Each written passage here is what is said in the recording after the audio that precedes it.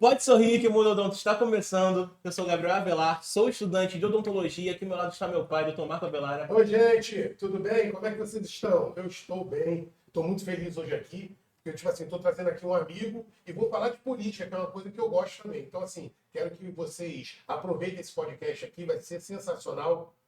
Meu amigo, Rafael Luz Freitas.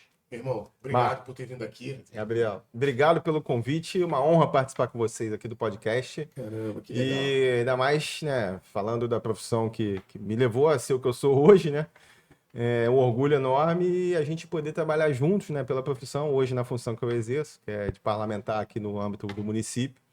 E sempre pensando também em coisas maiores aí para frente. Pô, que legal, cara. Ó, sempre que a gente começa aqui, a gente faz assim. Como é que a odontologia entrou na sua vida? Né? Queria que você contasse pra gente assim, como é que você teve contato com a odontologia? Se você foi influenciado por algum parente, amigo, alguma coisa que você viu, ou foi uma escolha que não tem nada a ver? Se tem dentista na tua família ou alguém da área da saúde que te inspirou, fala aí pra gente. Bom, vamos lá. O meu pai era médico. A irmã dele mais nova, que é minha tia, dentista. Então, eles sempre me influenciaram porque na família eu olhava os dois como talvez os dois de mais sucesso ali, que estavam alcançando mais sucesso nas suas carreiras profissionais. E depois a minha tia casou e o marido dela, que eu chamava de tio, né, quando era mais novo, também, quando casou, que ele era engenheiro e foi fazer faculdade de odontologia depois de casar. Né? Inclusive fez vestibular, passou para a FRJ, né? E conseguiu também se formar. E aí, quando chegou no momento ali, então já tinha uma tendência para seguir a área da saúde, né? Ainda um pouco na dúvida.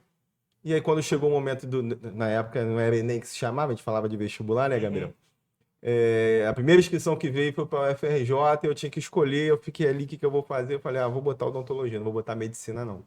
Meu pai olhou, não, tudo bem, a escolha é tua, né? Mas eu falei, não, mas eu tô dentro ali da área, parecido, e vamos que vamos. Então, foi seguindo essa linha que eu fiz a opção, na época, de escolher odontologia e consegui passar para a UFRJ, então eu fiz a faculdade da UFRJ, eu entrei, fiz o vestibular em 96, no final do ano, aí passei para o segundo semestre em 97, fiquei 6 meses ali de bobeira, de férias, aí em agosto de 97 eu comecei a estudar, e 4 anos depois estava me formando em julho de 2001. Então a gente está em 2025, né? Acabei de completar no meio do ano 24 anos de formado pela UFRJ. E aí tu se formou, mas tu foi fazer algum curso de pós-graduação, ou tu foi trabalhar, o que você foi fazer? Fui. Na minha turma, boa parte da turma fez os concursos que estavam abrindo, né? Tem assim, até o André, que trabalha comigo, está acompanhando a gente aqui, ele fez o concurso do bombeiro, outras pessoas fizeram o concurso do bombeiro. Então abriram alguns concursos. 2002 teve concurso do bombeiro, né? Exatamente. Então quando eu me formei, eu emendei a pós-graduação em endodontia, fiz no Instituto de Odontologia da PUC. Então comecei no ano seguinte, em 2022, fiquei lá, era um ano. Fiz então a especialização, né? Especialização em endodontia com o professor Carlos Augusto Barbosa, que era o coordenador do curso lá. E dali eu fiz alguns concursos também. Eu não passei pro do bombeiro, eu fiz de algumas prefeituras, né? Eu lembro que teve assim, prefeitura, sei lá, de Rio das Ostras. Aí tinha a especialidade de endodontia na prova. Eu falei, vou fazer para endodontia, né? Porque tá dentro do que eu sei mais. E assim, por 2 vezes eu fiz 2 concursos onde eu passei e classifiquei na leva que estava para ser chamada e não fui chamado. Então, por exemplo, no concurso de São Pedro da Aldeia, prefeitura, eram 4 vagas para endodontista, eu passei em segundo lugar e não chamaram ninguém. Naquela época ainda não tinha aquela obrigatoriedade hoje não, hoje você tem que dizer quantas vagas tem ou se é cadastro de reserva, né? Naquela época não. Então, 4 vagas abertas não chamaram ninguém. E depois teve um para o Corpo Civil da Marinha, que eram, se não me engano, também 4 vagas, e eu fiquei em terceiro lugar. E aí chamaram só os 2 primeiros. Não é para ser. Acho que eu vou deixar esse negócio de endodontia de lado. Então ali eu fui trabalhando inicialmente com horários alugados em consultórios. Tinha um amigo meu do Meia, que é assim, meu bairro que eu morava, né? Que eu fazia lá os procedimentos em alguns horários dele, e também em Ipanema. E depois, nesse tempo, eu fui montando o meu consultório, né? E em 2003, eu consegui montar o meu consultório no Meia, na Rua Dias da Cruz. Então ali eu comecei efetivamente a trabalhar assim, com a minha, começar a construir a minha clientela e meu trabalho ali. Então eu fiquei de 2003 até 2005 no meu consultório. 2 anos, mais ou menos, de assim, pegada forte trabalhando na odontologia. Nesse período, meu pai, ele já era vereador do Rio. Ele, desde 95, né, ele estava com mandato. Então, nessa época, ele tinha aí um pouco menos de 10 anos de mandato, né? E ali, no ano de 2005, é que foi a guinada. Né? Que aí passei por um processo de tomada de decisão na minha vida. Então, a odontologia assim, foi muito importante porque orgulho da especialização que eu fiz, né? Que eu gostava bastante de exercer ali. E só que, ao mesmo tempo, eu fui vivenciando a parte política com o trabalho que meu pai desenvolvia. Né? Ele era vereador, então o vereador você tem o viés dos projetos, das leis, mas você também tem um viés regional. Então, ali na região que a gente chama de Grande Meia, eu comecei a acompanhar um pouquinho, né? Então, conciliava ali meu trabalho, eu acompanhava um pouco do que ele fazia. E a eleição de 2004 dele, em 2004, ele se reelegeu para exercer o próximo mandato, que seria de 2005 a 2008. Então, no período da campanha eleitoral, eu participei bastante ali, ao lado dele, né? Não sendo estrategista, não. Foi mais acompanhando até para entender como funcionava aquela coisa de campanha. Eu gostei de participar. E naquele período, teve a reeleição do prefeito César Maia. Ele tinha voltado em 2001 e se reelegeu em 2004 para pegar de 2005 a 2008. E o César Maia já era conhecido por ser alguém que gostava de pegar jovens valores que ele olhava e falar, pô, vamos tentar dar uma oportunidade, impulsionar essa pessoa aqui que, de repente, vai ser alguém que ele fala assim, eu vou formar esse jovem ou essa jovem. Ele tinha muito dessa visão, né? Tanto que hoje boa parte dos que estão aí com cargos importantes ou que já tiveram são pessoas que ele acabou dando oportunidade e formando, né? O próprio Eduardo Paz, o prefeito, iniciou com ele. Então... O Eduardo Paz era subprefeito da Barra, né? Ele começou como... O César Maia que inventou essa história de subprefeitos, né? Dando um poder mais forte para esses representantes regionais que tinham uma relação direta com ele e quase que uma autonomia como a de prefeito. Menos a de ordenador de despesa, mas tinha uma autonomia forte ali nas suas regiões para atuar junto com os órgãos e ajudar a resolver os problemas, direcionar os investimentos e por aí vai. Então, em 2005, quando iniciou o novo mandato do César Maia, o meu pai ele já estava me levando para algumas reuniões onde o prefeito César Maia fazia com os grupos dele. E ele, num dado momento, vira para o meu pai e fala, pô, vamos botar o teu filho de subprefeito. Né? Aí meu pai meio assim, relutou, falou, pô, mas será que o Rafael vai ter o jeito, vai ter o perfil para isso? Ainda tá meio cru. Falou, mas né?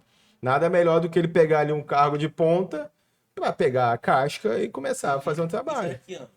2005. E a subprefeitura do Grande Meia, né? Porque a Zona Norte, né, assim, é gigantesca, né? Isso. Na época tinha uma divisão, né? Grande Meia, Irajá, tinha várias subprefeituras na Zona Norte.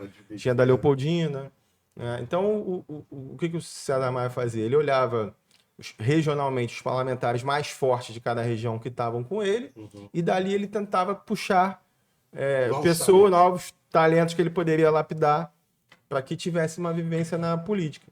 Então, eu, no início de 2005, em fevereiro de 2005, eu acho que eu assumi ali o cargo de subprefeito. Sim. Então, eu tinha o meu consultório no MEC, eu tinha que trabalhar, ao mesmo tempo tinha um cargo de subprefeito. E aí começou assim, né, eu comecei a ficar muito atarefado de tudo, né? Que conforme você vai trabalhando ali, as coisas vão surgindo, né, do dia a dia das pessoas.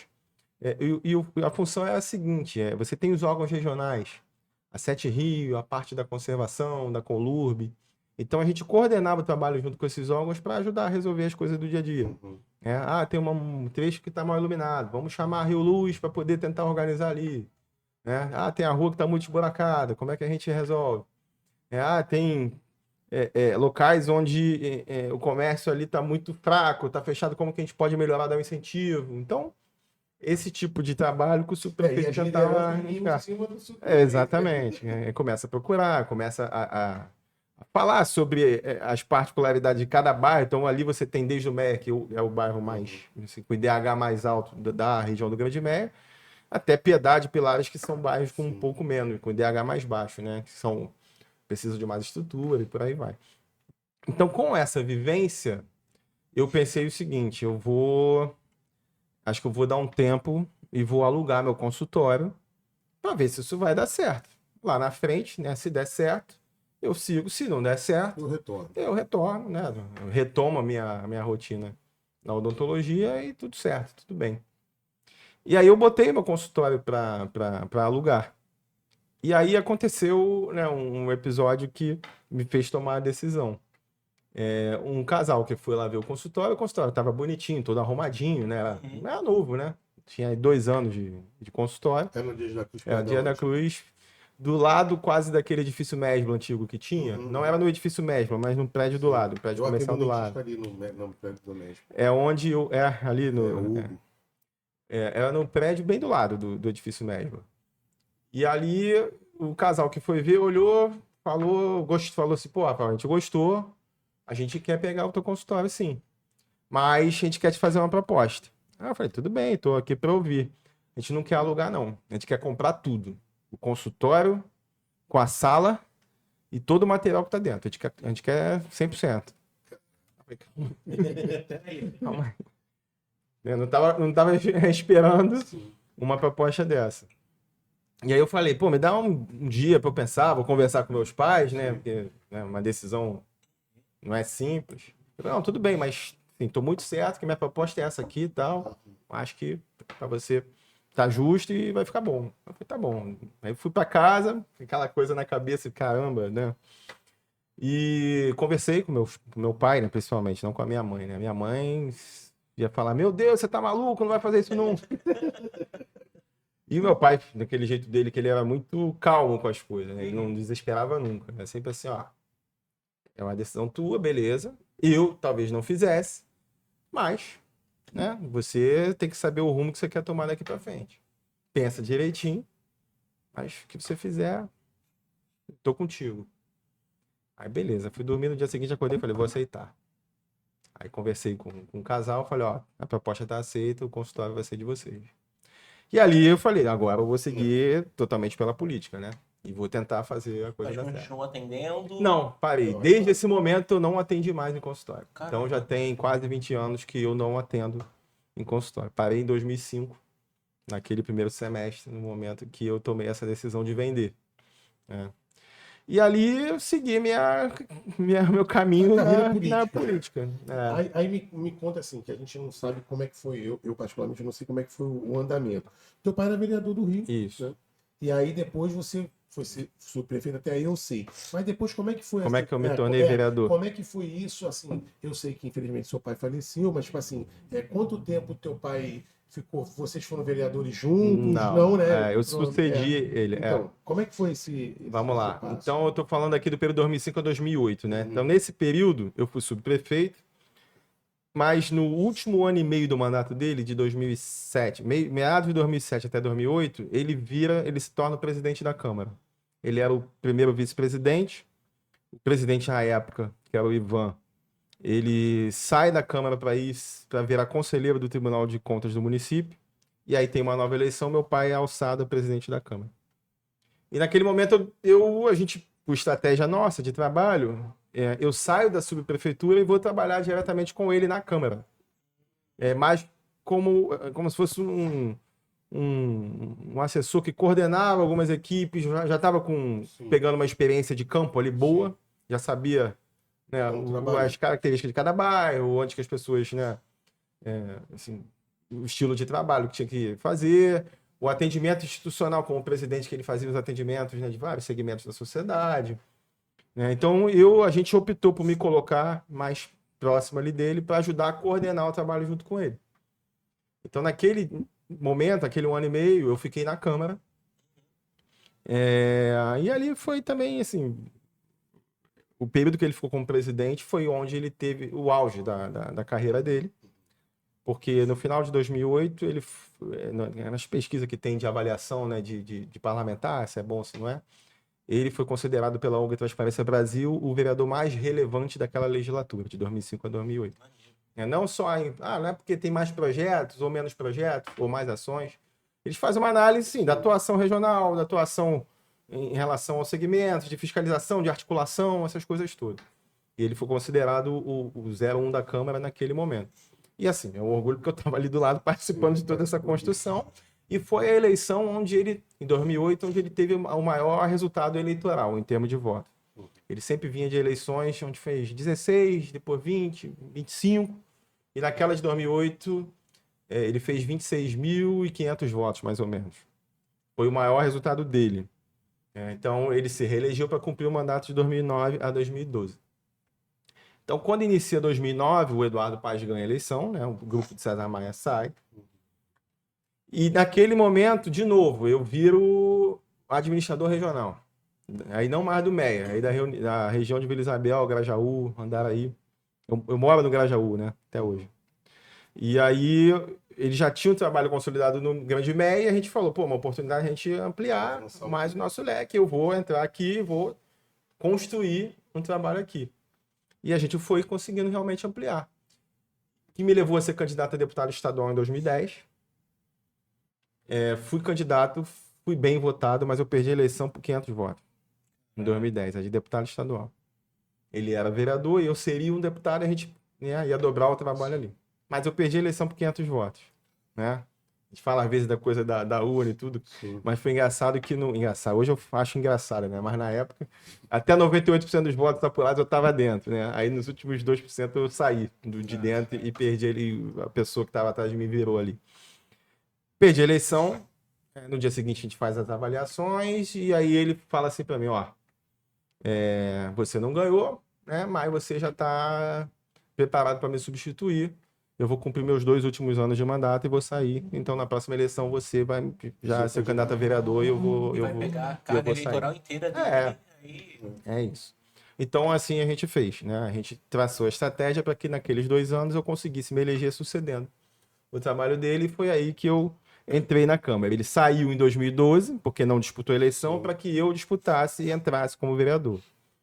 Muita gente fala, né, que é difícil às vezes um cara aceitar sair por sair, não porque perdeu. Sim. Né? Mas que ali ele olhou assim, ó, eu comecei o meu processo quantos anos? Ali em 2012.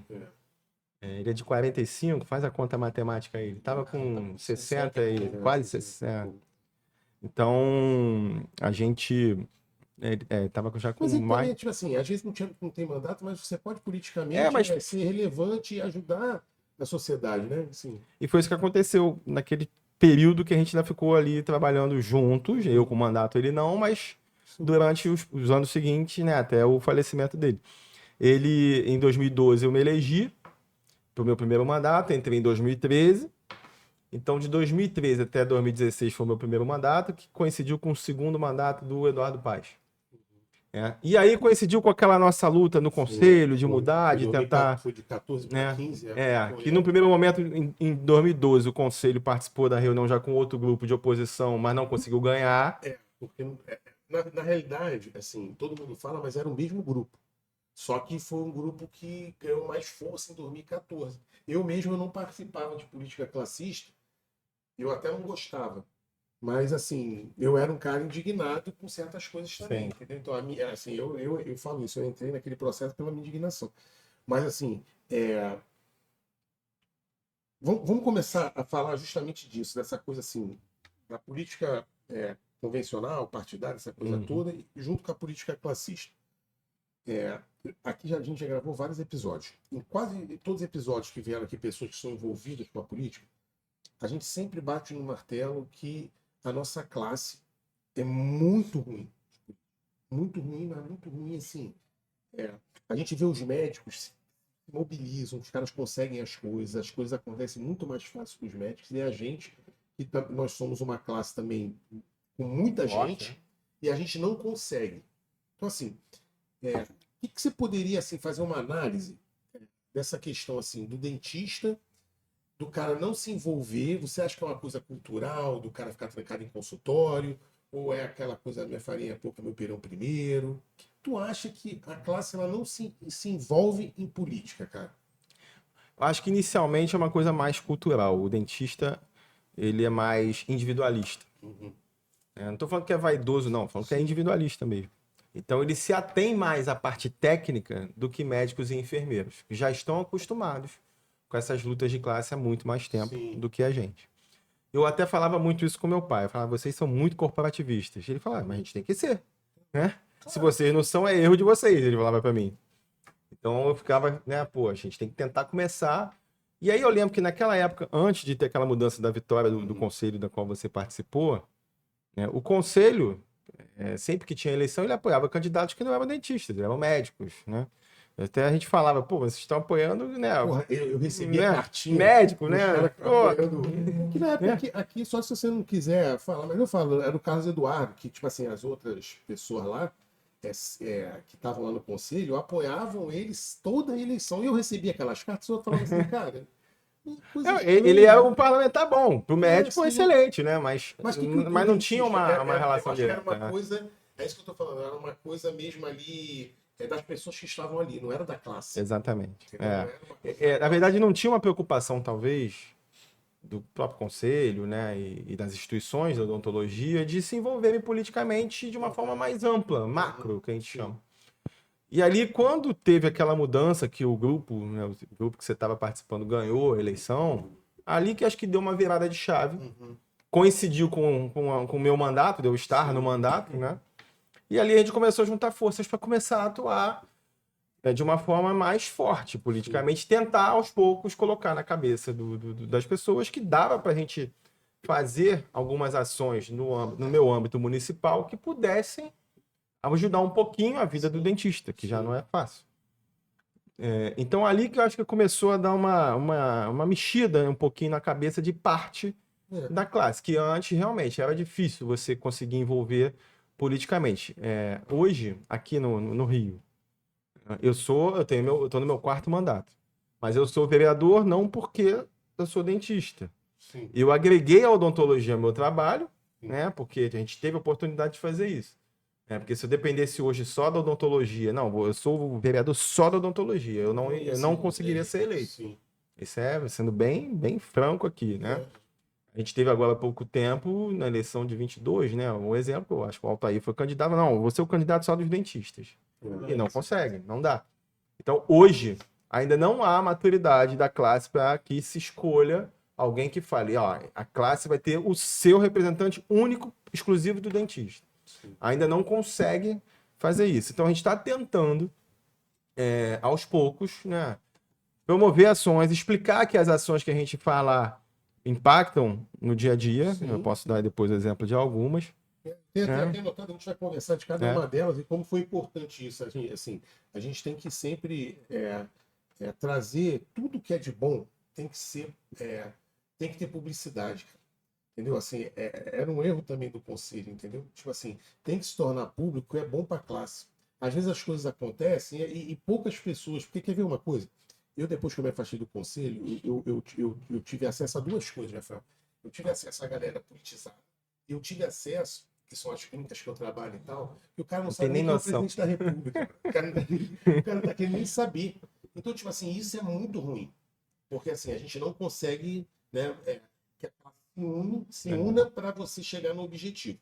E aí a gente vai um passo mais à frente. A gente vai falar aqui, depois a gente vai voltar aqui para falar das tuas conquistas para a odontologia quanto vereador do município do Rio de Janeiro. Mas assim, uma coisa que eu sempre coloquei na internet, quem quiser pegar textos meus aí de 2013, 2014, 2015, eu sempre escrevi, na época que eu tinha blog, eu sempre escrevi que a gente precisava de representante em âmbito federal para representar a classe. E por que eu falava isso? Porque tudo que o federal tentava fazer com a frente parlamentar de odontologia, ia lá no coisinho do seu, não sei das couves, lá do Tocantins, lá do meio do mato, que a pauta do cara era o boi. Aí o outro cara lá não, estamos falando com um cara aqui do Paraná, é muito bom. O negócio do Paraná era do Afro. Sei lá, irmão. Tô viajando. Mas ninguém tinha. Então, tipo assim, os caras, a nossa classe ficava dependendo de pessoas que não tinham o menor interesse nisso. O cara estava ali com interesse eleitoreiro, vou achando que ia pegar. vir de alguma coisa ali. Então, assim, e eu sempre bati nisso, por quê? Porque, assim, a gente tem que ter representação. Porque tem certas coisas que vão igual. Eu fui lá na comissão de financiamento e convênios lá e tomei muita pancada lá, porque, tipo assim, a coisa já vinha pronta e não tinha ninguém, não tinha pra quem ia levantar uma voz e foi, assim, absurdos que eu tô falando, né? Que a gente não vai entrar aqui, mas, assim, coisas absurdas que a gente não tinha voz. Então, assim, o que você pensa disso, assim, da classe aqui, da gente aqui do Estado do Rio de Janeiro, da gente ter uma representação da Câmara Federal para a gente tentar algumas lutas, entendeu? Acho muito necessário termos pessoas, ou uma pessoa que possa ser esse canal de representação da odontologia lá em Brasília, né? Tem lutas que são travadas lá, né? Algumas são aqui, mas as principais lutas são travadas lá. E tem uma diferença hoje dos mandatos dos vereadores de deputados estaduais para os deputados federais, por exemplo, que são, quando bem utilizadas, que são as emendas parlamentares. Sim. Hoje, os mandatos dos deputados eles têm mais autonomia do que dos vereadores e deputados estaduais, que ainda dependem muito do investimento do Poder Executivo para formar ali a base, né? Lá não. Lá você tem as emendas parlamentares, que são assim, impositivas, que chamadas de impositivas ou obrigatórias, que se os deputados souberem fazer bem, né, de forma correta, dá para você trabalhar muito bem, dá para você conseguir atuar muito mais forte, você ganha força nas suas articulações na hora de defender os interesses de determinadas classes. Então, hoje, eu afirmo que é muito necessário ter, né, representantes no âmbito federal que possam, com qualidade, levar os pleitos, né, da classe, as lutas com plano de saúde, né, com convênio, essas coisas que a gente está acostumado a ver. Eu fico vendo o pessoal ficar brigando na internet essa questão de piso salarial do dentista. É uma briga assim, só que tipo assim, é justamente o que eu estou falando. São pessoas assim de sindicato, das sociedades, dos conselhos e tal. Os caras vão se unir com deputados que os caras não têm assim ligação nenhuma com isso e assim Não entende a dor Não que entende. aquele povo tá não querendo, tá entende. entendendo? É porque que acontece também, é uma coisa legal de falar. E a sociedade em si ainda acha que a odontologia é uma coisa muito elitizada e já deixou de ser já há muito tempo. Então, assim, e vira uma briga mesmo daquela coisa sindical mesmo, do pessoal ir lá fazer passeata, eu fico vendo os caras lá. Então, assim, eu queria pegar aqui rapidinho algumas coisas que você, como vereador aqui no Rio, você fez por nós. E a gente fala de cada uma delas aqui. Deixa eu só... O André me mandou aqui. Aqui. Não, isso aqui foi uma coisa sensacional. Isso aqui eu acho que eu ainda estava lá no conselho. A simplificação dos processos de licença sanitária e obtenção de alvará. Eu acho que eu ainda estava lá nessa época disso aqui. Sim. Isso aqui foi, assim, foi um ganho para a classe, né? Porque, assim, eu lembro a primeira vez, eu me formei em 2003. E logo que eu me formei, eu quis montar uma clínicazinha aqui na ilha, era um pouquinho mais à frente ali. E eu, naquela época, eu garotão, não entendia nada e tal, eu fui abrir pessoa física. Cara, foi um tormento. Eu quase desisti, cara. Eu passei por isso também, na nossa época. O Gabriel não vai passar, não mas vai, a gente passou. Porque era muito burocrático, era uma coisa horrorosa, assim. Hoje o processo para licenciamento ele é invertido do que era na nossa época, Gabriel. Por quê? A gente quer abrir o consultório. O que a gente tinha que fazer? Dava entrada no processo para tirar o alvará e tinha que fazer uma solicitação também à vigilância sanitária para fazer a inspeção do local. Só que para a gente começar a trabalhar com o alvará, a gente tinha que esperar a vigilância sanitária agendar uma data para ir ao consultório. Para aí depois dessa data eles olharem os técnicos para ver, não, você está dentro do padrão, você está apto a ter o teu alvará. Isso é uma demora chata. Eu demorei mais 3 meses para conseguir começar a trabalhar desde o momento que eu montei tudo, né? Então você também deve ter demorado um tempo. Então como é que funcionava? Você, desde o momento que você decidia, montava tudo, até você abrir, demorava 3 meses, 4 meses, 5 meses, né? Hoje, não. Ao longo, né, desse processo, a gente conseguiu aprovar uma lei municipal. Trabalhei muito até por ela, mas é uma lei do executivo que estabeleceu o Código Sanitário Municipal com procedimentos do que a gente chama de autodeclaração. Então você hoje, se você quiser, quando você for montar o seu consultório depois de formado, você vai entrar lá no site, você vai preencher ali um questionário, né? Mais simplificado, porque mesmo assim, o primeiro que eles botaram ainda foi meio complexo. Um questionário simplificado dizendo, ó, eu tenho isso, tá tudo certo, tal. Você pega, envia, clica, pronto. No dia seguinte você já está trabalhando com o alvará. Então você autodeclarou aquilo que você tem. Óbvio que quando você manda, a vigilância tem acesso, está com as suas informações, e ela fica apta a fiscalizar o teu estabelecimento no momento que ela quiser. Aí ela vai lá fiscalizar e fala, ó, você está errado nisso aqui, ela te notifica, você tem que consertar, ou então você vai ser multado se mantiver o erro. Mas você hoje consegue começar a trabalhar com esse procedimento. Pô, facilitou a vida do Que dentista. isso é uma regra hoje que todos usam, que você tem que promover o empreendedorismo. A pessoa quer montar um negócio, você não pode dificultar, você tem que facilitar. Você tem que facilitar a vida do cidadão que quer empreender. Então, hoje, os procedimentos são assim. Primeiro, a gente entra já declarando o que a gente tem. E a partir daí a gente já consegue começar a trabalhar sem ficar esperando a inspeção da vigilância, que não tem tantos técnicos com braço para a cidade toda. Não dá conta. Além disso, quem tem clínica, antes, por exemplo, se você vai abrir uma clínica com mais 10 colegas dentistas, antes, cada um tinha que tirar o seu próprio processo de alvará. E se você trabalhasse em 5 clínicas, você tem que ter um alvará para cada um dos locais que você trabalhar. Agora é o seguinte, você tem uma clínica, essa clínica tem um responsável técnico, esse responsável técnico pode responder por tudo. Então é um único alvará ali para poder... a gente chama de esse responsável técnico, ele outorga a autorização para tudo, né? Então isso foi feito com base numa lei municipal, que muita gente não sabe, mas foi uma lei que a gente aprovou para poder simplificar a vida dos dentistas que querem começar a trabalhar. E o CRO ele tem um setor lá de alvará que já facilita demais para a galera, e com essa facilidade que se tornou depois, né? Assim, ficou muito mais fácil, que era muito burocrático, muito burocrático. Então, assim, Rafael, parabéns. Vou ler outra aqui. Tem que botar o óculos. Estou chegando nessa fase. É mentira de que as clínicas da família tenham pelo menos uma equipe de saúde bucal completa. Porque também não tinha, né? Não. O nosso atendimento de saúde e atenção primária era muito pequeno. A amplitude, né, de abrangência ali. E aí, quando de 2009 até hoje, né, um dos motes do modelo de saúde que o prefeito Eduardo Paes implementou foi fortalecer a atenção primária e saúde com as clínicas da família. E aí montava a clínica, todo mundo preocupado com o médico, vai ter médico. Calma aí, mas e o dentista, pô? Saúde bucal e tal. Aí nas conversas, na época, com a Secretaria de Saúde, foi, vamos lá. Para a gente começar, óbvio que o ideal seria, se uma clínica tem 4 equipes de saúde da família envolvendo o médico, poderia ter 4 de odontologia, mas financeiramente a gente sabia que era inviável.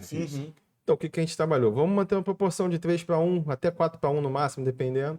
Se tem 8 equipes de saúde da família, tem que ter pelo menos 2 dentistas ou 3. E a gente foi conversando e eles foram construindo dessa forma, realmente. Então, hoje, uma clínica que tem 3 ou 4 equipes tem pelo menos uma de saúde bucal. Agora me explica uma coisa, Rafael. Qual é a diferença, assim, de clínica da família para CEL? Eu escuto muito isso na faculdade, só que não foi muito explicado, assim. A clínica, ela faz mais os atendimentos mais básicos, né? Não faz os atendimentos mais especializados. E aí, esse CEL, que é o Centro de Especialidade Odontológica, que já existe em alguns postos, a gente chamava de postos, né? Mas em alguns centros municipais de saúde, eles já têm esse viés da especialização. Então, a clínica da família faz os procedimentos. Aí ele identifica que você precisa de um atendimento um pouco mais especializado em prótese. Aí ele vai fazer pelo sistema, que é o CISREG, o encaminhamento para você ser atendido num CEL em prótese. Maneiro. Então, esse é o funcionamento. Tem gente que às vezes pergunta, mas qual a diferença da UPA para a clínica da família? A UPA é o atendimento de urgência. Passei mal, tô com dor de dente, vou para a UPA. A clínica é o atendimento de rotina, o atendimento ambulatorial, que é marcado, agendado, todo bonitinho. Mas teve uma emergênciazinha de dentista, vai para a UPA. Não, teve um acidente que arrebentou o rosto todo, aí é o hospital, né?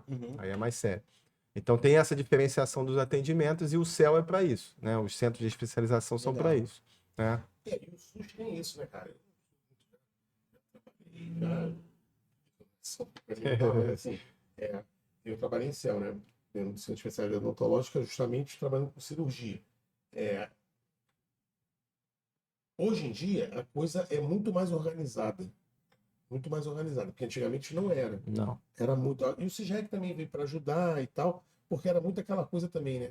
Tinha muito aquela coisa, não, vai lá. Aí o cara conhecia alguém, já botava o cara, não, vem cá, meu irmão, então, não sei o que e tal. Isso dificultava muito, né? Mas o SUS geralmente é isso, né? O foco na atenção primária, que ali você já mata muita coisa, aí você vai lá para especialidade e nível hospitalar é justamente para não ter que chegar naquele nível lá, né? O pessoal ir para o hospital.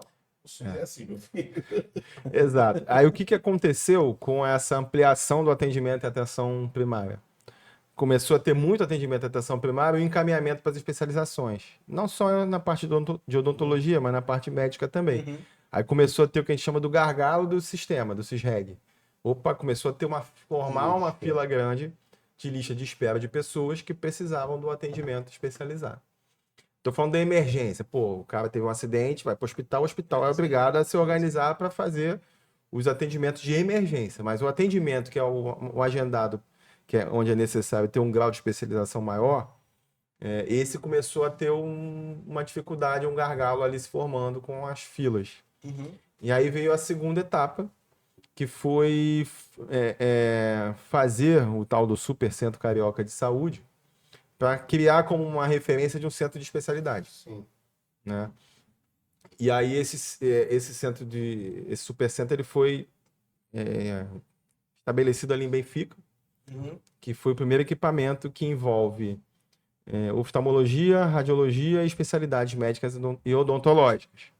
Aí foi mais uma conversa, uma luta, uma articulação para que dentro desse supercentro tivesse algumas especialidades odontológicas. Então você tem lá centro de imagem, centro de olhos, né, que eles chamam, que você tem. Quem não é daqui do Rio, onde é que é o centro? Ele fica pertinho, quase do lado do CADEG, ali em Benfica, Benfica. né? Bem perto do CADEG.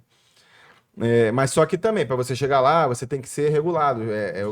Você vai à clínica da família, a clínica vai identificar o que você precisa e encaminha para lá ou para outros. Tem outros hospitais que fazem isso, por exemplo. Ainda tem um gargalo? Ainda tem. E aí vem uma outra etapa que foi o compromisso assumido pelo Eduardo Paes na eleição passada. Esse centro já viu que é um modelo que pode fazer dar certo e fazer essa fila andar. Então a próxima etapa é construir mais 2 desses. Né? Então tem um em Benfica, ele vai construir um na Zona Oeste e vai construir um na Zona Norte. E acho que assim se imagina que essa fila ela vai andar mais rápido. É onde mais precisa, né? Zona Oeste e Zona Norte é onde... Onde mais, assim, tem pessoas que os planos de saúde ficavam muito caros, as pessoas estão... E a tendência é essa, né, meu irmão? Tipo assim, ficavam caros e ruins, né? E a tendência cada vez mais as pessoas não terem acesso a plano de saúde, né? Exato. Então, assim, ou elas vão para essas clínicas, né? Estou falando tanto da medicina como da odontologia, clínicas populares hoje que fazem consultas a preços módicos, né? Ou você vai ter que entrar dentro do SUS. Exato. Vai ter para onde correr. E aí nesse supercentro a gente tem 6 especialidades odontológicas ali, né? Estomatologia, endodontia, cirurgia oral menor, disfunção temporomandibular, radiologia e periodontia. Isso aí né? a base para a pessoa não voltar para problema. Então a ideia é que os próximos 2, há o compromisso de ir até o final desse mandato de construir 2. Então, da Zona Oeste já escolheu o local e já está iniciando os processos para fazer licitação, isso tudo. O da Zona Norte tem a previsão de até o final do ano ter pelo menos a escolha do local para iniciar os procedimentos. Legal. Para conseguir construir até o final de 2028. E tem também que é mais na área do meu pai. Tem pronto-odontia nisso daí tudo, que tá tendo um burburinho que vai entrar no sistema de saúde. O que estão querendo colocar aí? Não, é difícil, eu sei, mas tá tendo um burburinho aí que tá tendo, assim. Na realidade, assim, tô te falando que eu já vi isso várias vezes há muitos anos. Existe uma forma do município fazer isso.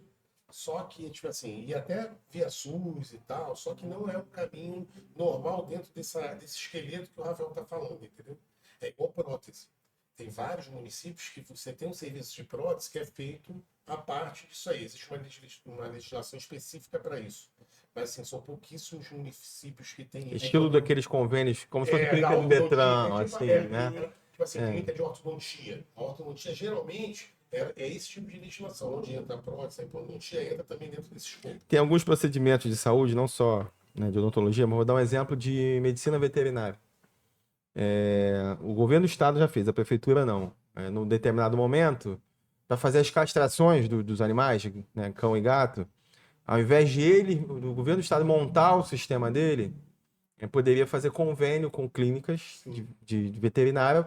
Ó, o preço do procedimento que você paga é tanto. Então, você faz, sei lá, 20 castrações por dia, cada uma o governo pagava X ali por castração. Aí você meio que terceirizava o trabalho, mas, né, você tinha a confirmação de que o trabalho estava sendo realizado, né?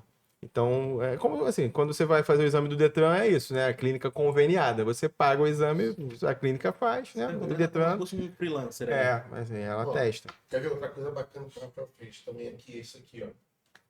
Negócio da espera. Isso aqui é sensacional. Sim. Ó.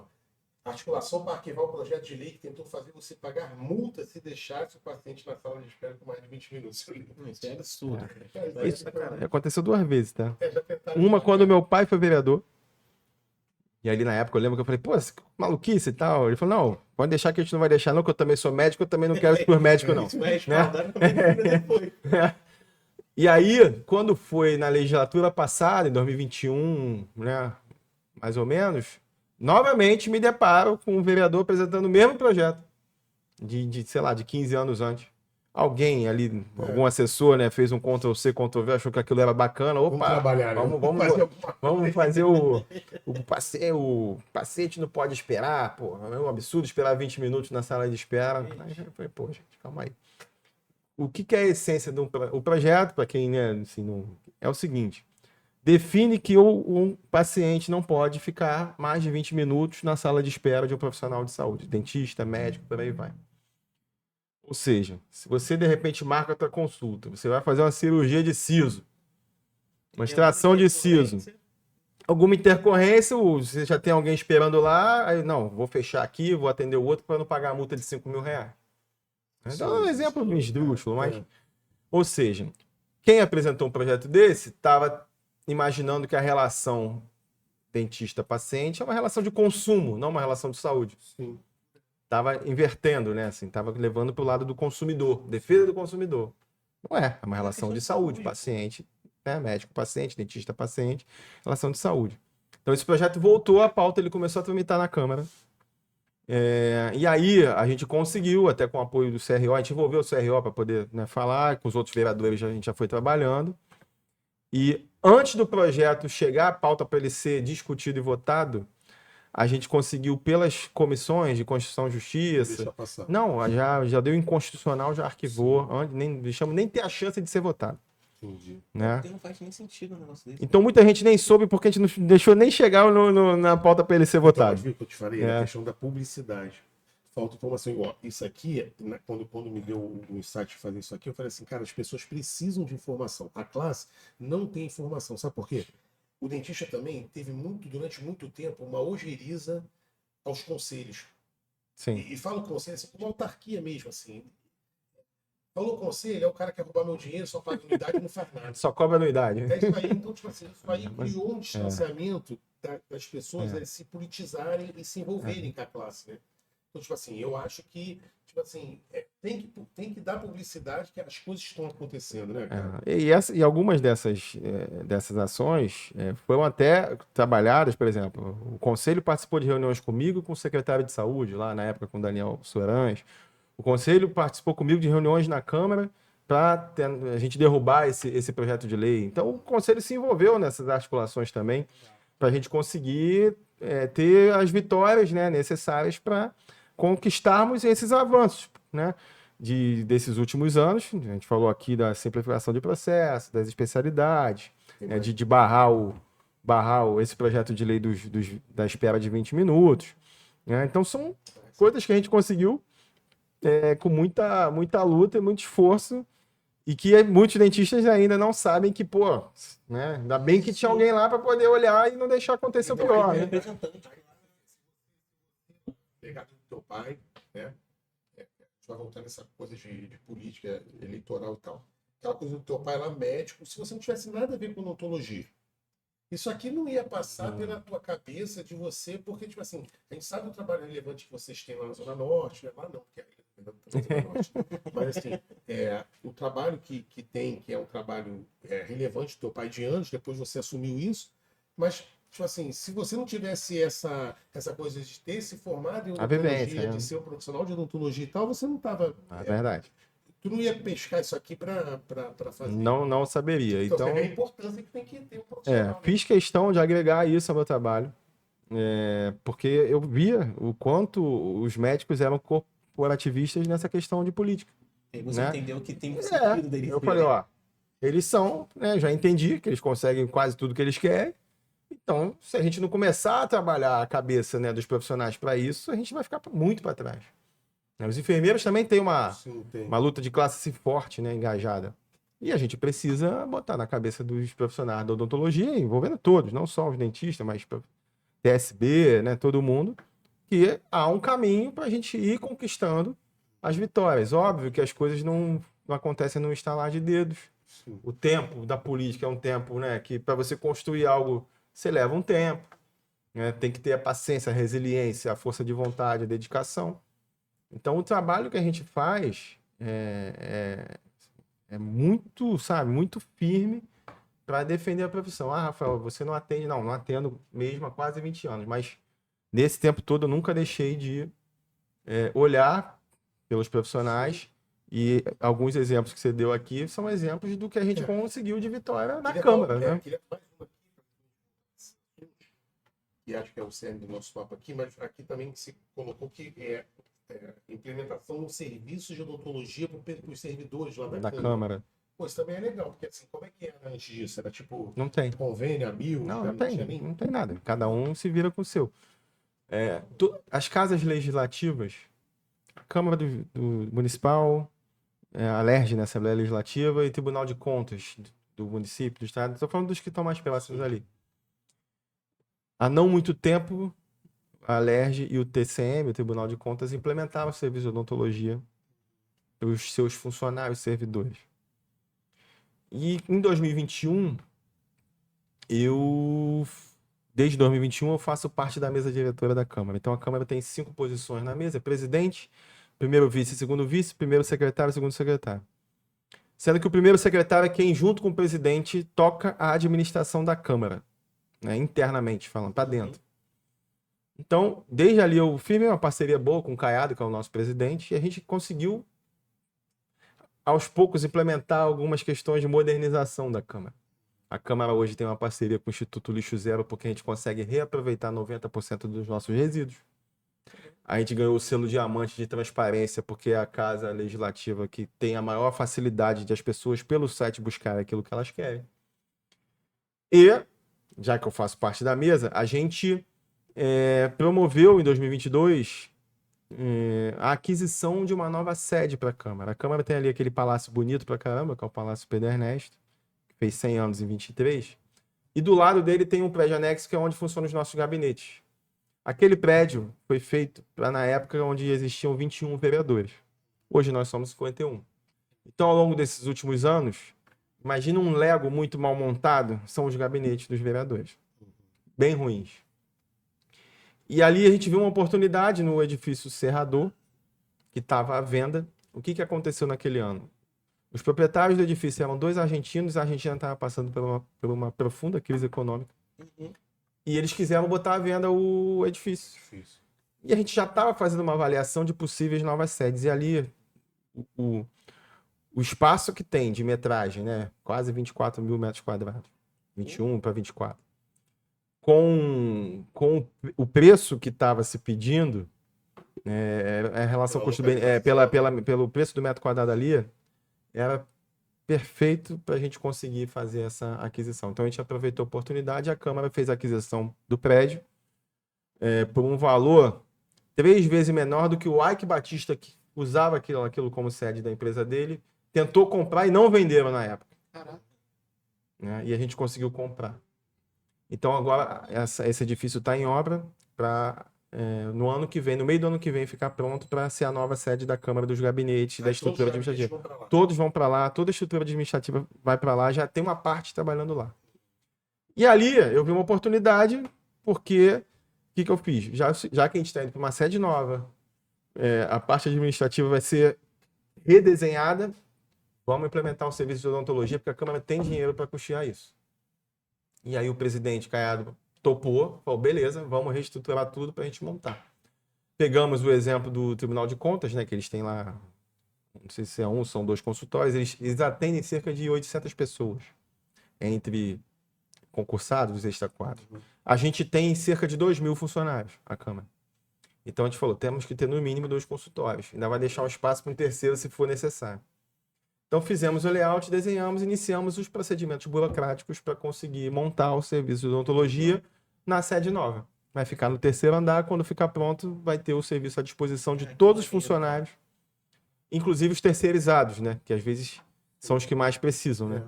Legal. E aí a gente vai conseguir implementar esse serviço para ficar pronto, teoricamente, a partir do meio do ano que vem, que vai ter a contratação de dentista, de profissionais, com 2 consultórios para a gente atender organizadamente os cerca de 2.000 funcionários da Câmara, gratuitamente, com a Câmara, né, legal, fazendo. muito Então, esse esse é uma vitória pessoal, porque, né, fiz questão ali, fiquei ali em cima, tudo, tive o apoio do restante da mesa diretora, e esse vai ser, assim, um legado meu mesmo, assim, deixar ali, ó, esse é um orgulho que eu posso não estar mais aqui, mas... Eu posso falar assim, uma coisa assim, que eu acho isso muito legal, é que você fazendo isso, você está valorizando a odontologia. Muitas pessoas focam no que é muito bacana você atender as pessoas, levar saúde para as pessoas, é assim muito legal. Mas você fazer isso, você está valorizando a profissão. Você mostra que a odontologia ela é importante para qualquer nicho da sociedade, até naqueles vereadores. Então assim, parabéns. E eu sou um cara que, assim, a minha bandeira, todo mundo sabe disso que vai acompanhar anos, é valorização profissional. Assim, porque a gente, hoje em dia, a classe está muito desgastada, a gente estava falando até com o André aqui mais cedo, que assim, está bem difícil a odontologia assim, a grande maioria das coisas que levaram a gente até isso aí foi a desvalorização da nossa classe. Você falou, tipo assim, a gente nunca foi uma classe de participar dentro de uma multidisciplinaridade grande, assim, os médicos e os enfermeiros estavam acostumados com aquilo ali. O dentista não estava, era socado no consultório. Era o contrário. O cara que trabalhava ou no serviço público, ou em algum hospital e tal, era o cara ou que estava preocupado com a aposentadoria, ou o cara que estava ali para complementar a renda, porque ele ganhava dinheiro mesmo no consultório, né? Então, assim, você não vê isso. Mas, tipo assim, parabéns por todas essas conquistas, né? A gente, assim, é muito bom a gente falar disso para a gente saber e dar os parabéns ao Rafael por tudo que você fez pela odontologia. Mas vamos lá. 2026. A gente vai vir aí por mais um processo eleitoral, né? Assim, eu falei aqui antes, assim, eu sempre fui um cara que sempre bati nisso. Eu tinha um slogan na época e ele falava assim, cara, isso é muito ruim. Porque eu botava assim na internet, dentista vota em dentista. E os caras achavam isso péssimo, muito ruim, cara. Eu lembro da eleição tua, acho que foi em 2016. Pode ter sido, né? Que eu tava doente, eu tinha acabado de sair do câncer, não lembra disso não? Que a gente tirou uma foto, eu tava amarelo. Mas, tipo assim, foi essa foto mesmo que a gente foi. E eu botava, Rafael, eu botava assim, dentista, bota em dentista e tal. Ele falava, pô, isso é muito piegas, isso é muito ruim. Tira isso. Mas assim, eu ainda creio nisso. Quais são os seus planos para 2026? Já falou, fala pra gente. Vamos lá. Você deve perguntar, tem possibilidade de você se candidatar? Tem. Sim. E aí a gente faz a conta também matemática, né? Na coisa. Eu estou no meu 4º mandato como vereador. Acho que cresci muito na Câmara, faço parte da mesa nesses últimos 5 anos, né? De 2021 até hoje. Como primeiro secretário, ou seja, entendendo bastante ali da administração. Na legislatura passada, eu conduzi o processo da principal lei municipal, que ela é votada de 10 em 10 anos, debatida, que é o tal do plano diretor. O que é isso? É a lei que define o direcionamento das políticas públicas nas várias partes da cidade. Onde pode construir mais alto, mais baixo, onde pode ter atividade comercial, de serviço, indústria, onde que é a área mais protegida. Isso me deu uma visão de cidade muito bacana. E sempre tinha alguém para falar, pô, a ilha do governador não pode adensar muito não, lá tem que dar uma segurada. Não, beleza, vamos segurar na ilha do governador. Sempre tinha alguém para falar da ilha do governador. Mas considero que o meu mandato passado foi muito bom. Na modéstia à parte, foi um mandato muito bom. Tanto na parte do trabalho regional, que eu consegui ampliar e realizar com o prefeito muitas coisas que estavam pendentes há anos, quanto na produtividade legislativa, em termos de lei, em termos de projeto, de ações, tudo isso. Até na odontologia, alguns exemplos aqui você citou. E matematicamente, né? Pensando lá em 26. Por isso que tem gente que fala, pô, cara, tá na hora assim, né? De repente de um voo. Todas as minhas eleições até então, até a de 2012, a de 2016 e 2020, se você for pegar a média da minha votação, 20 mil votos, 22 mil, nessa faixa. Eu venho para a eleição de 2024 ano passado e subo para 40.800 votos. Então, eu lembro que na apuração dos votos, a gente assiste ali, né, naquela coisa, a gente faz um evento, né, vamos todo mundo acompanhar a apuração dos votos. Quando bateu, aí teve uma hora que bateu 24 mil votos, eu falei, ó, estamos eleitos. Aí vamos ver se agora eu consigo passar o recorde do meu pai, que foi 26.500. A de 24 foi para 27 e pouco. Eu falei, ó, o recorde da nossa família, pô, já tô felizão. Aí quando eu vi o 27, ainda faltava ali uns 20%, 30%, sei lá, dos votos, eu falei, ó, acho que dá para chegar a 30, né? Mudar de dezena. Aí dos 27, 28 foi direto pro 39. Aí todo mundo, meu Deus! Mais 2 barrinhos de chope. Falei, ó, hoje o chopp é por minha conta. Pode pegar aí todo mundo. A gente comemorou a apuração no Mackenzie, no clube lá do Meia. Né? E tem um bar lá. Eu falei, pode abrir o bar, que agora eu vou pagar. Aí no final acabou com 40.892 votos. E essa votação, as pessoas às vezes falam o seguinte, pô, a eleição de vereador é mais fácil, né? Que é menor. Não, é a mais difícil de todas. Você disputa a eleição no universo menor de gente, porque é só um município. Sim. E em cada esquina você está brigando com alguém ali disputando. Então a eleição mais difícil é de vereador.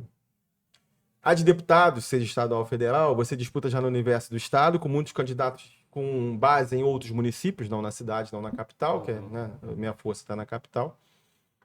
Então você não dá cotovelada em muita gente. E naturalmente a sua votação até tende a aumentar, porque você tem menos gente disputando. Uhum. Então, e se você pensar hoje, 2026 para 2024, os partidos estão se fundindo, estão fazendo federação, estão se juntando. E você tem hoje uma regra que limita quantos candidatos cada partido pode lançar. E quando eles se juntam, contam como um só. Então a eleição de 2026 vai ter menos candidatos ainda. E além disso, então no ano que vem é uma eleição com um pouco menos de candidatos. E o partido que eu tô, que é o PSD, é o partido do Eduardo Paes, que foi eleito agora no primeiro turno. Né? Então ele teve uma votação forte. Quem está mais próximo ali na mesma legenda que ele tende a ter uma votaçãozinha boa. Foi o meu caso também. Então juntou o trabalho feito com estar no partido dele, tudo junto. Fiz a minha votação. E agora, no ano que vem, ele é pré-candidato a governador. Hoje, ele é o favorito. E ele é o favorito para ganhar a eleição, talvez até no primeiro turno. Então, quem tiver hoje com a mesma legenda dele, a tendência é... Questão de oportunidade, né? Então, o pessoal fala, cara, o trem parou na estação, abriu a porta, mas você entrar aí, né? Então, eu tô nessa articulação, conversando com muita gente, tudo, para tentar... Porque eu não quero ser não quero ser um candidato. Vou ser candidato porque acho que vou bem. Se eu perder também não perco meu mandato de vereador, não. Quero para entrar, para poder ganhar.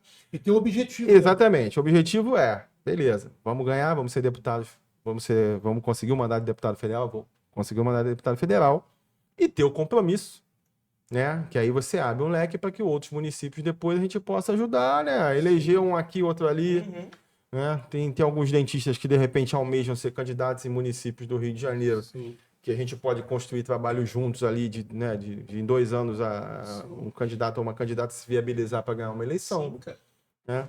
Então isso poderia realmente assim, abrir um leque maior para a oportunidade de representatividade da odontologia de uma forma mais ampla, né? Eu acho que é isso. Tipo assim, eu acho que é uma oportunidade única que a classe tem. Porque foi o que o Rafael falou. Né? Eu vou falar isso aqui para deixar isso gravado, para as pessoas entenderem. A gente teve já várias vezes candidatos dentistas. Só que com votações pífias. Por quê? Porque o dentista ainda não entendeu a necessidade que há de se votar. E, tipo assim, 2026 eu acho que é uma oportunidade ímpar para a gente, primeiro, conscientizar a classe que a gente precisa de representação. A gente já vai contar com político, né? Vamos colocar assim, que já tem uma carreira estabelecida Sem precisar e de tem dentista. voto. E tem voto. Né? Porque assim, você para pra pensar, esquece a odontologia. Você tem voto. Sim.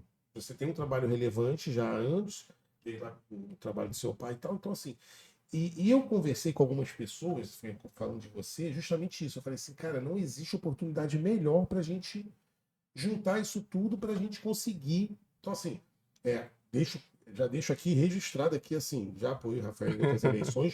Tipo assim, quero participar efetivamente, porque, tipo assim, ao invés de o pessoal ficar me zoando, dentista vota em dentista, tipo assim, vão entender, não é, cara. Vai virar jargão porque o agora. pessoal Vou gosta fazer um de saber- panfleto com Marga dentista, vai dentista. porque, tipo assim, o pessoal fica zoando, mas não é, cara. Assim, a gente nunca teve isso e várias coisas aconteceram porque a gente não tinha. Eu vou lembrar uma coisa aqui, tu vai lembrar também. A gente teve uma derrota muito ruim de odontologia hospitalar. O CFO ele fez uma propaganda como se tivesse tudo já Resolvido, azeitado, com a frente parlamentar da odontologia, não sei o quê. Aí eu sempre muito curioso, tu me acompanhou há um tempo, você sabe que eu sou, comecei a ler. Aí eu fui ver quem eram os caras da frente parlamentar da odontologia.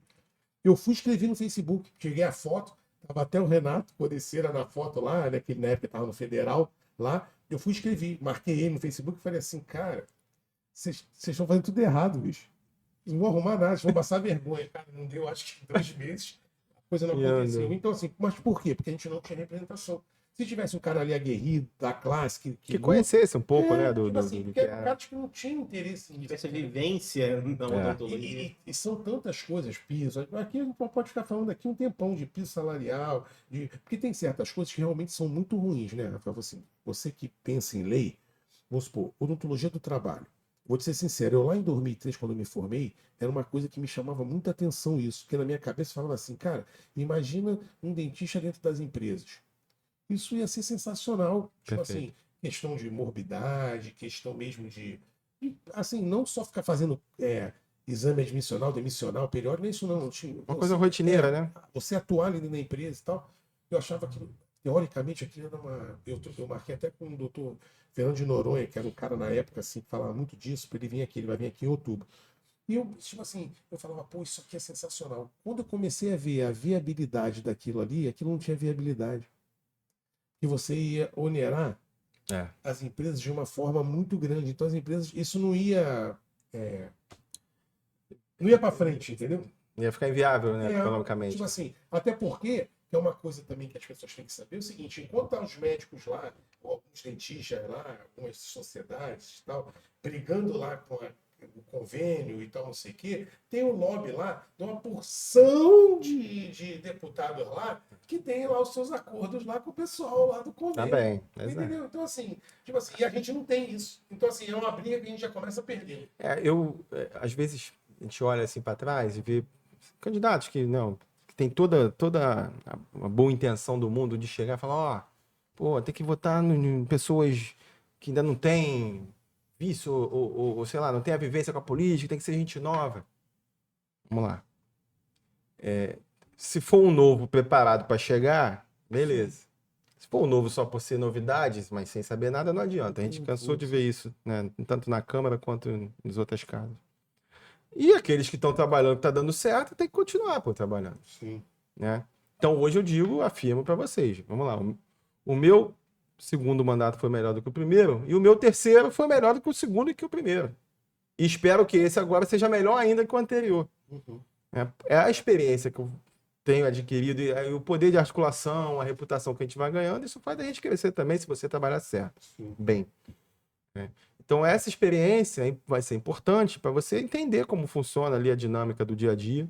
Quando a gente fala assim, não, tem acordos políticos. Vamos olhar a palavra acordo com cautela. Tem um acordo que é um acordo normal. Demonizaram também a Aí palavra. o termo, você usa acordo, parece que você está fazendo coisa que, ilícita. né, alguma coisa... Não. É um nome, acordo, vamos fazer acordo. Né? Então, se você trabalhar bem, se souber, entender o perfil, né, dos parlamentares, né, cada um tem as suas prioridades, angústias e por aí vai. Dá para você fazer e trabalhar como a gente tem feito ao longo desses... Estou aí no meu 13º ano de mandato seguido. Né? E ainda tive o período de experiência do lado do meu pai, que ficou aí também tantos anos. E essa questão de você ser candidato a deputado federal, isso abre para o Estado, né? Que é uma coisa nova para você, que, tipo assim, que também tem que ter uma articulação, acordos, né? Dá para se procurar. Mas Assim, você já na pensava nisso antes? Não, como é uma coisa Não, nova. eu já tinha um desejo, assim, lá atrás, de, ó, de repente Mas um assim, dia tiver uma assim, oportunidade. tem articulação do Estado? Tem, a gente. Aquela base A base forte, obviamente, vai ser aqui na capital, mas a gente tem contatos que, assim, estão, de repente, só aguardando, ó, vamos, né, partir para dentro. Sim. E isso pode ser startado a qualquer momento, já foi startado na realidade, mas são coisas que a gente tem conversado bastante. Então, nesse momento, eu digo que essas conversas, articulações e contatos estão bem ativos, assim, aqui tem na mais um contato aqui. nos nossos preparativos. Não, eu vou, cara. Assim, Eu te perturbar agora. não, eu vou perturbar, assim, De cair dentro, exatamente. Eu vi, né, que você é alguém que quando bota ali a... Tipo assim, isso é um desejo real. Assim, eu estou falando isso para a classe, eu quero que vocês entendam isso. Nós já tivemos vários candidatos dentistas, assim, eu comecei a envolver política lá em 2013, 2014. Já se vão 11 anos. Mais de 10 anos. Né? Tipo assim, nesses 11 anos aí, eu já vi muita gente se candidatando. Só que o que acontece? Você vê que não é ninguém que tem potencial para ganhar. É igual que, mas você vai votar assim? É igual, vamos falar em eleições presidenciais e tal. Tem um, tem outro. Se você votar no outro lá, o cara não vai ganhar. Mas você não vai votar no cara? Mas, cara, se o cara não tem chance, e eu fui crítico de alguns candidatos na última eleição, dentistas, que eu falei assim, gente, o cara não vai ganhar, cara. Não vai ganhar. E vai mais uma vez a gente passar vergonha. Porque o que mostra pro público em geral? Pô, esses caras não têm força nenhuma. Não tem força. Aí a gente quer conversar alguma coisa, eu falei, não vou conversar com esses caras. Esses caras aí, todo mundo mole. Agora, se tu tem representação, não, meu irmão. Aqui, ó. Nós temos aqui o nosso deputado que compra nosso barulho aqui e tal, e a gente vamos brigar pela coisa certa? Vamos. Aí a gente consegue. Então, assim, vamos ter outros episódios disso aí. Mas, Rafael, agora a pergunta que eu vou fazer é uma pergunta assim de leigo, como eu acho que a maioria do pessoal que tá vendo que não se interessa muito por política e não é nem por mal. Precisa para um deputado, assim, conseguir ser deputado federal? Eu sei que tem um negócio ali, tipo assim, de porcentagem do partido, não sei como funciona isso aí. Explica isso A pra mim, conta, cara. né? Porque às vezes você olha, assim, o candidato teve, sei lá, vamos ver para vereador. O cara de 12 mil votos perdeu a eleição e o de 10 mil ganhou. Às vezes tem disso, né? Então. Então é uma conta que se faz de acordo com a média e o que leva em conta é o seguinte, é o voto válido. O voto em branco e o nulo são a mesma coisa hoje, tá? Não tem diferença. Simplesmente não conta. Então, vou dar um exemplo aqui. Cidade do Rio, 3 milhões de pessoas votaram. São 51 vereadores. Aí você pega esse total de votos válidos, votar em alguém. Divide pelo número de cadeiras, vai dar uma conta. Vamos dizer que essa conta arredondando dê 60 mil. O que quer dizer esses 60 mil? Você pega as nominatas dos partidos. Então, o meu partido, PSD. Se a soma dos candidatos todos der 60 mil, o primeiro mais votado está dentro. Com 120, aí entra também o segundo. 180, o terceiro, e assim por diante. Então, essa é a base de votação. E aí, no final, não dá conta certa. Tem uma sobra, tem uma segunda conta de sobra.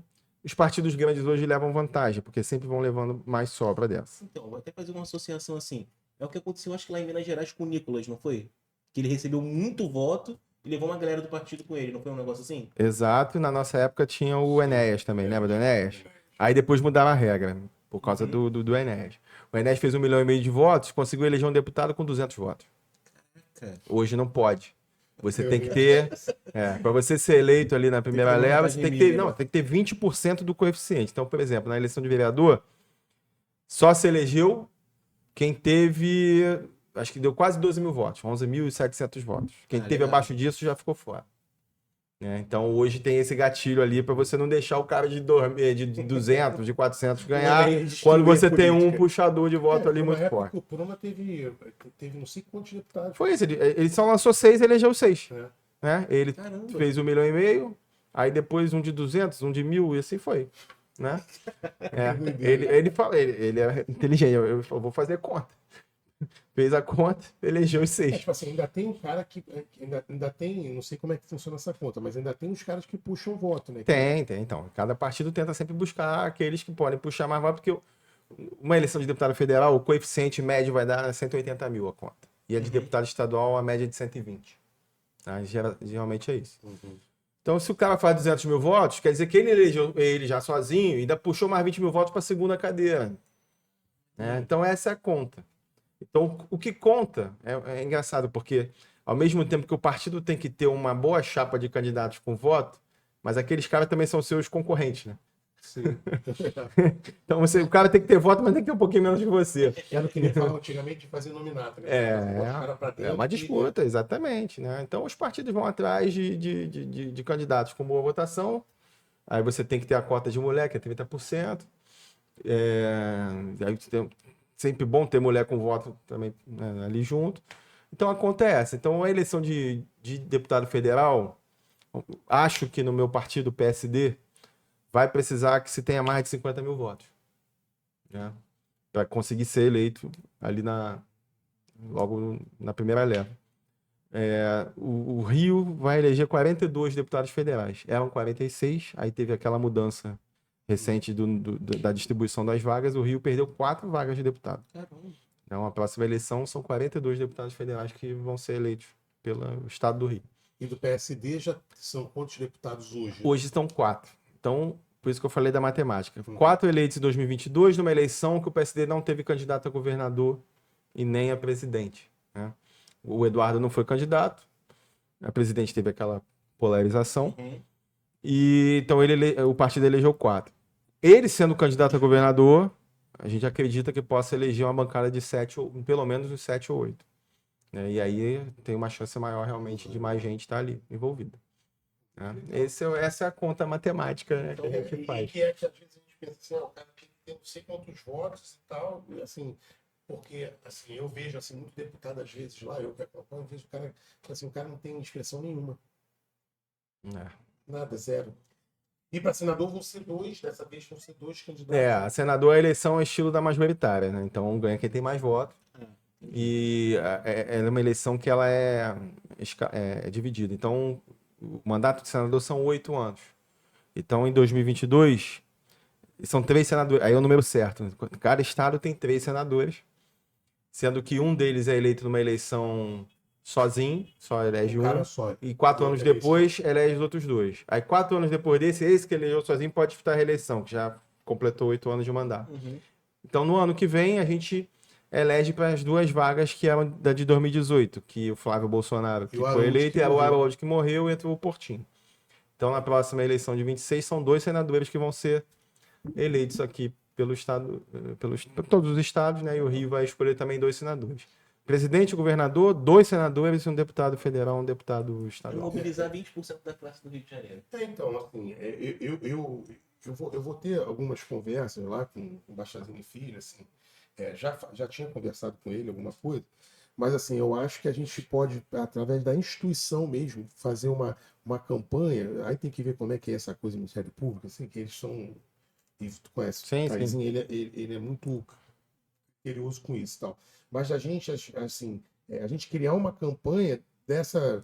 Não vamos fazer dessa minha frase ridícula, mas vamos fazer uma frase ou fazer uma campanha, não sério, assim, de conscientização. Só que isso tem que ser um pouco antes da eleição. Isso tem que ser desde. A gente já tem que estar trabalhando com porque, né? assim, porque não é só o conselho.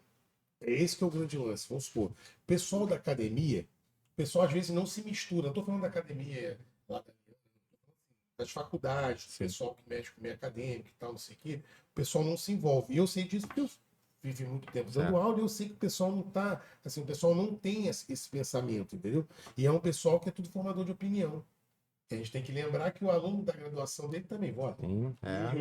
E o cara é estudante de odontologia, o cara já tem que pensar no futuro. E o professor é alguém que tem, né, assim, a admiração de muita gente, então um professor que se engaje, com certeza ajuda bastante também. E o conselho aqui do Rio de Janeiro, ele tem muito essa coisa de curso, de não sei o que, ele desenvolveu muito isso, né? Então, assim, eu acho também que é uma forma da gente... Assim, o conselho é formado por pessoas físicas, né? Que cada um, dentro das suas individualidades, pode ter ali a sua parcela de... Tipo assim, eu acho que tem uma forma da gente... Sindicato não, porque, assim, mas eu, assim, as ABOs, assim, aqui do Rio, infelizmente, não tá... Mas, assim, assim, Caxias é forte, Nova Iguaçu. Estou falando da região metropolitana. Caxias é forte, Nova Iguaçu é forte. Fazer um trabalho. E fazer começa fazendo uma reunião, chama esse cara para conversar e tal, e mostrar a importância da representatividade, entendeu, cara? Assim, eu sempre bati nisso. Tipo assim, a gente só vai ser valorizado se a gente for representado. Não, Porque perfeito. senão, meu irmão, a gente As vai ficar decisões no final sempre passam pela política. tipo assim, é bom o pessoal fazer uma ligação com o conselho, com aquele grupo que entrou Sim. comigo, é o mesmo grupo que está lá até hoje. Tipo assim, a tua ligação com o conselho é uma ligação É excelente, assim, o Taizinho, né, o Taí Bastazini Filho, independentemente da relação vereador-presidente de instituição, tem uma relação de amizade ali também. Uhum. Então, com ele a relação é excelente, né? O trabalho que a gente faz, muita coisa juntos ali, nessas conquistas que a gente tem conseguido avançar.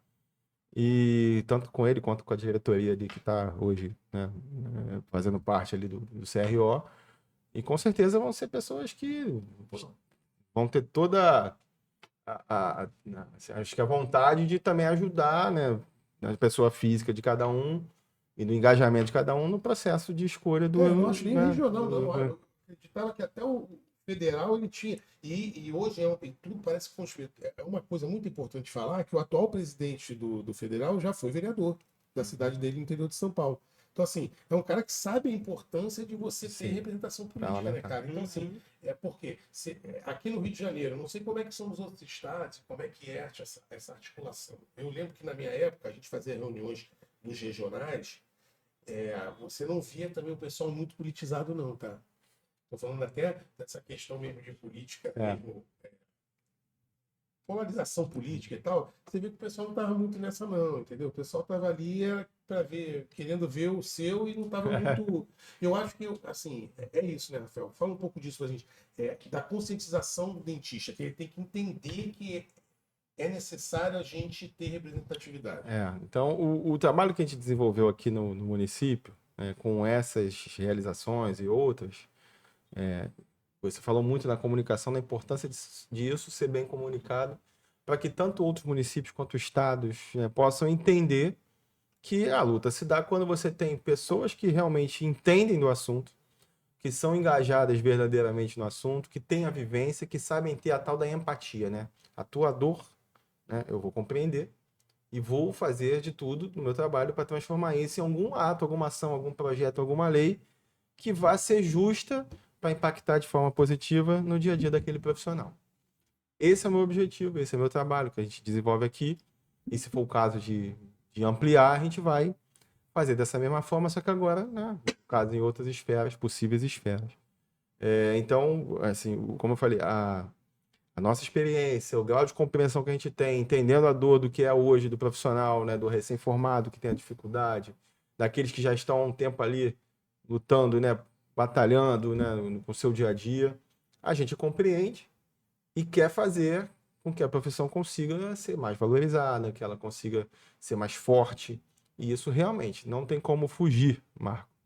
Toda decisão vem da política. Né? Até em casa, né? Então, toda decisão...